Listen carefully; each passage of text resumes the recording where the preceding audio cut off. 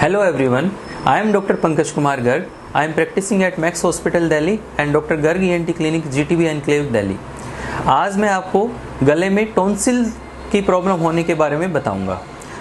Generally लोग कहते हैं कि मेरे गले के अंदर टॉन्सिल्स हो गए हैं, लेकिन एक्चुअल में टॉन्सिल हमारे शरीर का एक नॉर्मल हिस्सा है।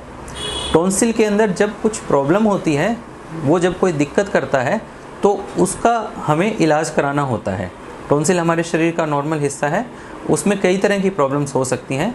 जैसे मान लो अगर इन्फेक्शन होता है तो टॉन्सिल वाले एरिया के अंदर स्वेलिंग आती है, जिसकी वजह से आपको कुछ सिम्टम्स आते हैं, जैसे कि पेन, फीवर, कफिंग की प्रॉब्लम।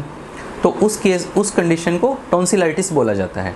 टॉन्सिलाइटिस अगर आपको रिसेंटली हुई है तो उसको एक्यूट टॉन्सिलाइटिस कहते हैं, जिसका कि कुछ एंटीबायोटिक और कुछ एंटी इन्फ्लेमेटरी पेन किलर से उसका ईजिली सॉल्यूशन निकल सकता है।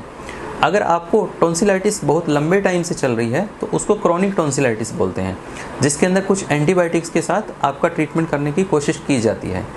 कई बार टॉन्सिल का साइज़ बहुत ज़्यादा बढ़ने से आपको टॉन्सिल खाने पीने के अंदर भी प्रॉब्लम करने लग जाते हैं, और कई बार पेशेंट को खाने निगलने के साथ रात को सांस लेने में और स्नोरिंग की प्रॉब्लम भी हो जाती है। तो ऐसे केसेस में इन्फेक्शन ठीक करने के बाद अगर टॉन्सिल का साइज़ बहुत बड़ा है, आपको खाने पीने में या स्नोरिंग की प्रॉब्लम कर रहा है, तो डॉक्टर आपको हो सकता है कि सर्जरी के बारे में एडवाइस करें।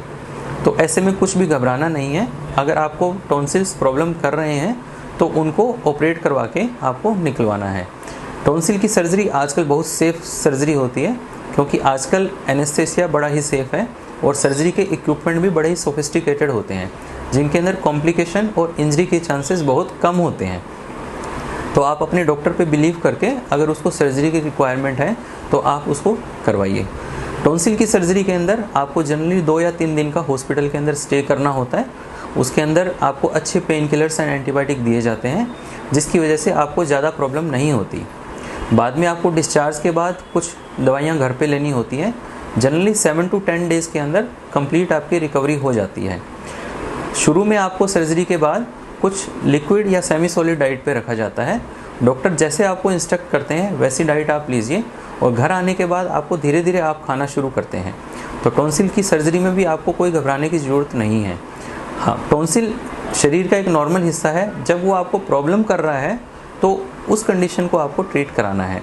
आपको लगता है कि आपको टॉन्सिल हुए हैं लेकिन प्रॉब्लम कुछ नहीं कर रही, तो इसका मतलब है कि वो नॉर्मल है। उसके साइज़ पे आपको नहीं जाना है, उसको बार बार आपको मिरर में नहीं देखना है कि मेरे टॉन्सिल हैं, टॉन्सिल है। टॉन्सिल एक नॉर्मल हिस्सा है, क्योंकि उसका बॉडी के अंदर कुछ काम होता है, जैसे कि बच्चों के अंदर और अर्ली एडल्ट्स के अंदर उसका काम इम्यूनिटी का होता है। तो अननेसेसरी आपको बिना कोई सिम्टम के टॉन्सिल की सर्जरी नहीं करानी है। तो आपको सही जजमेंट होना चाहिए कि आपको क्या प्रॉब्लम आ रही है। एज ए नॉर्मल पार्ट आप उसको ऑपरेट ना कराएं। अगर उसमें बार बार रिपीटेड इन्फेक्शन हो रहा है, या फिर आपको खाने पीने या बोलने के अंदर या फिर स्नोरिंग की बहुत ज़्यादा प्रॉब्लम हो रही है, उस केस में आप ऑपरेट ज़रूर कराएं। उसमें डरने की ज़रूरत नहीं है। Thank you.